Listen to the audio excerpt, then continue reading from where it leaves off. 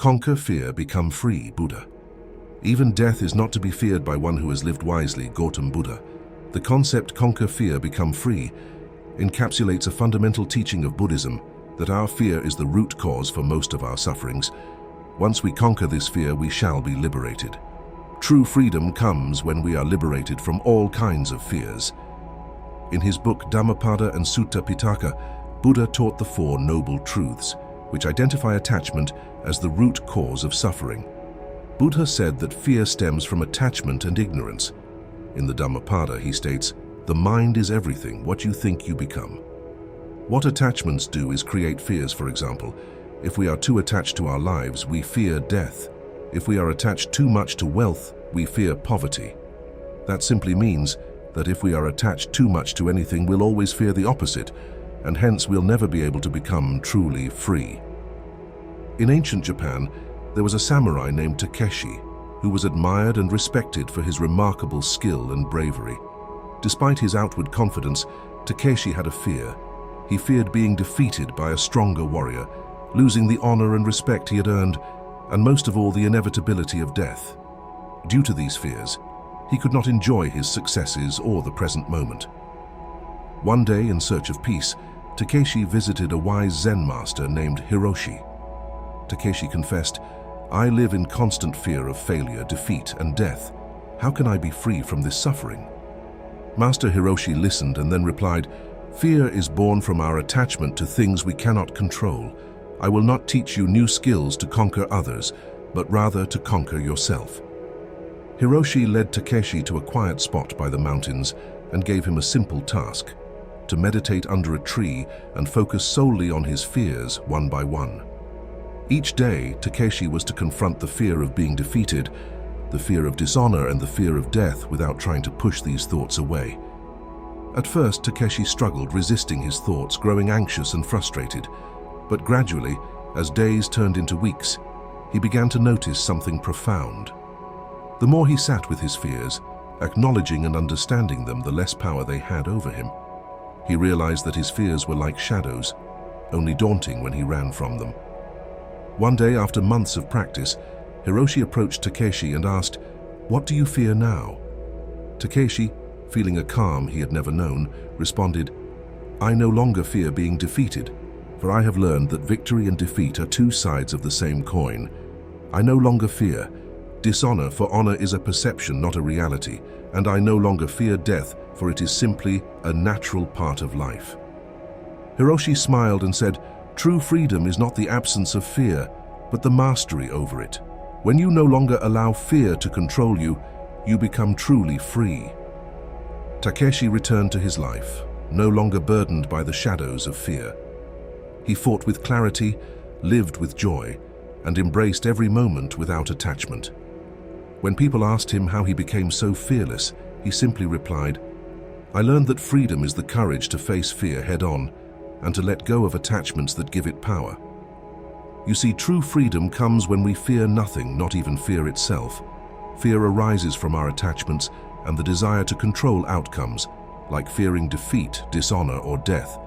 By facing these fears directly and understanding that they are a natural part of life, we can let go of attachments and find peace. Freedom isn't about escaping fear. It's about courageously confronting it and letting go of the power it holds over us. This is the essence of living wisely and fearlessly. Let's learn 3 powerful techniques to conquer your fears and become truly free. These methods will guide you towards a life of courage and inner peace. The first technique we'll explore is mindful observation. This practice is about becoming aware of your fears without judgment. As the Buddha once said, "The mind is everything, what you think you become." By observing your fears, you begin to understand their nature and loosen their grip on your life. Start by finding a quiet space where you can sit undisturbed. Close your eyes and take a few deep breaths. As you breathe, notice any fears or anxieties that arise in your mind. Don't try to push them away or analyze them. Simply observe them as if you're watching clouds pass in the sky. You might notice thoughts like, "I'm not good enough," or "What if I fail?" As these thoughts appear, acknowledge them without attaching to them. You can even label them in your mind, thinking fear or anxiety as they pass by. This practice might feel uncomfortable at first, You might want to run from these thoughts or get lost in them, but stay with it. Remember the words of Pema Chodron. Fear is a natural reaction to moving closer to the truth. By observing your fears, you're moving closer to understanding yourself. As you continue this practice, you'll start to notice something remarkable. Your fears begin to lose their power over you. You'll see them for what they are. Just thoughts, not facts. They're like shadows on the wall. They may look frightening, but they can't actually harm you. In our story of the samurai Takeshi, he learned to conquer his fears through observation. Like Takeshi, as you practice mindful observation, you'll develop the ability to face your fears without being controlled by them. The second technique we'll discuss is gradual exposure. This method involves systematically facing your fears in small, manageable steps. Think of a fear that's been holding you back. Maybe it's public speaking, or perhaps it's fear of failure. Now imagine a ladder.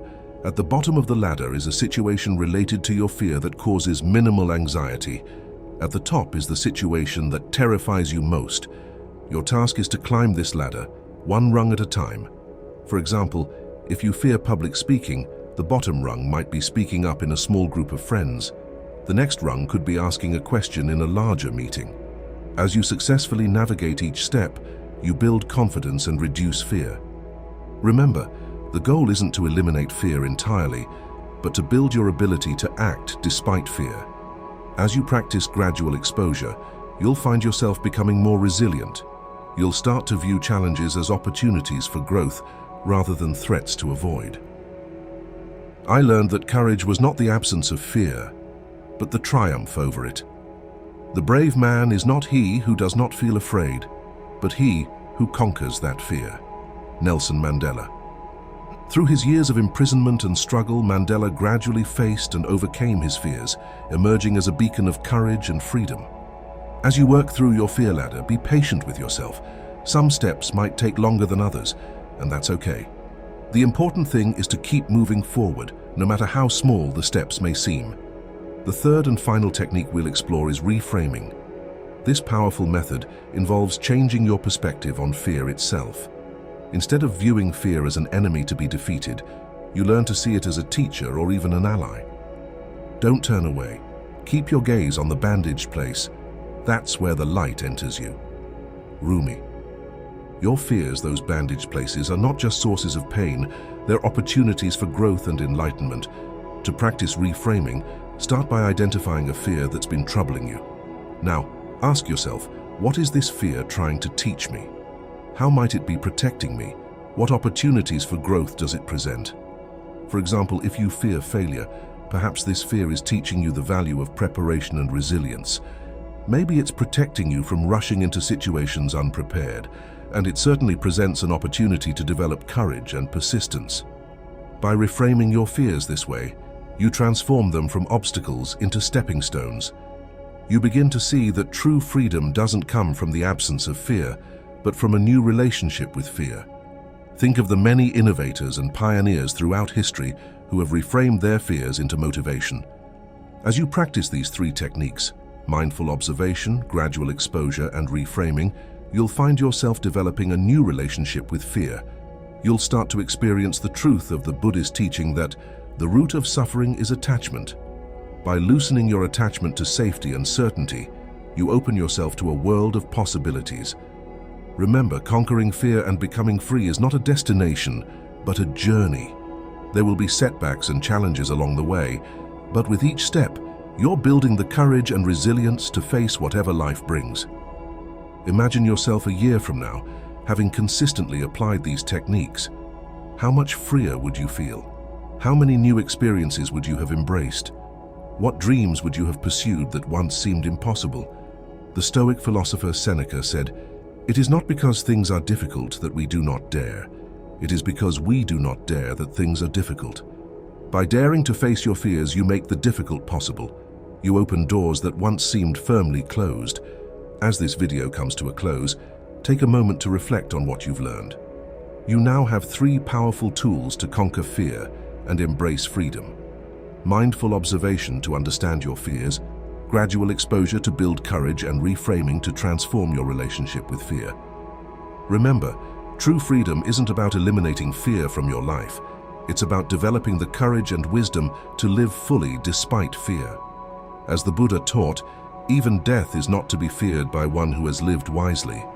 So go forth with courage, observe your fears with compassion, face them step by step, and reframe them as opportunities for growth. In doing so, you'll discover a freedom more profound than you ever imagined, the freedom to be fully, authentically yourself in the face of any challenge. Your journey to conquer fear and become free starts now. Every moment is an opportunity to practice these techniques, to grow stronger and more resilient. Trust in your ability to face your fears and remember the words of the ancient Zen master. The obstacle is the path. As you move forward, carry with you the wisdom of those who have walked this path before. Let their words inspire you when the journey feels challenging. And always remember, in the words of Lao Tzu, the journey of 1,000 miles begins with one step. Take that step today. Embrace your fears as teachers, face them with courage, and in doing so, discover the true freedom that lies within you. The freedom to live fully, love deeply, and pursue your dreams without hesitation. Your path to conquering fear and becoming free is uniquely yours. But you're not alone on this journey. Every person who has ever faced their fears and emerged stronger walks with you in spirit. Draw strength from their examples, learn from their wisdom, and add your own story to the tapestry of human courage. As you continue on this path, remember that setbacks are not failures. They're opportunities for growth. Each time you face a fear, no matter the outcome, you're building the muscle of courage. You're proving to yourself that you have the strength to confront whatever challenges life may bring. So shine brightly. Face your fears with courage and compassion, and in doing so, light the way for others to do the same. This is the path to true freedom, not just for yourself, but for all those whose lives you touch.